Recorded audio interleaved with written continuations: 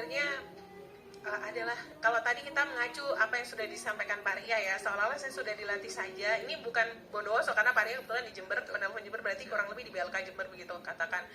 Ini saya dilatih tapi setelahnya apa begitu kan. Yang pertama itu ini juga menjadi bahan perenungan untuk kita bersama saya pikir, karena ini juga peran pemerintah harus hadir di sini. Kemudian yang kedua Pak, tantangannya sekarang kan tadi Pak Anwar menyatakan sudah kita tuh berhadapan dengan UU Cipta Kerja, Omnibus Law. Ini sebenarnya sinergi yang harus dilakukan BLK terhadap adanya peraturan-peraturan atau undang-undang yang baru ini idealnya seperti apa sih Pak? Harusnya seperti apa begitu supaya nanti tidak semakin banyak pengangguran begitu. Silakan. Oke, terima kasih.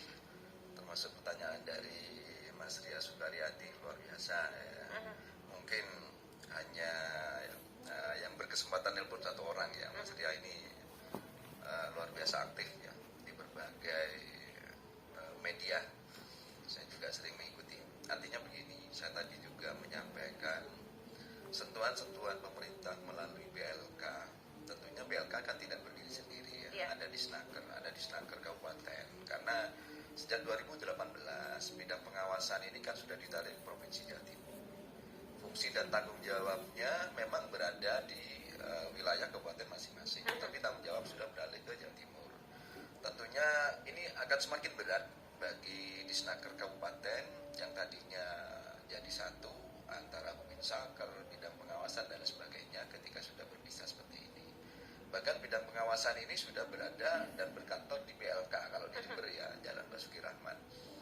Tentunya bidang pengawasan Dinas Tenaga Kerja Provinsi Jawa Timur ini kan bisa melihat bagaimana potensi terutama di Jember ya, potensi perusahaan-perusahaan, peluang-peluang ini harusnya jauh lebih paham bidang pengawasan, termasuk seperti yang sudah saya sampaikan tadi, era globalisasi seperti saat ini, era digital yang sudah bergeser dari pekerjaan fisik murni ke pekerjaan online.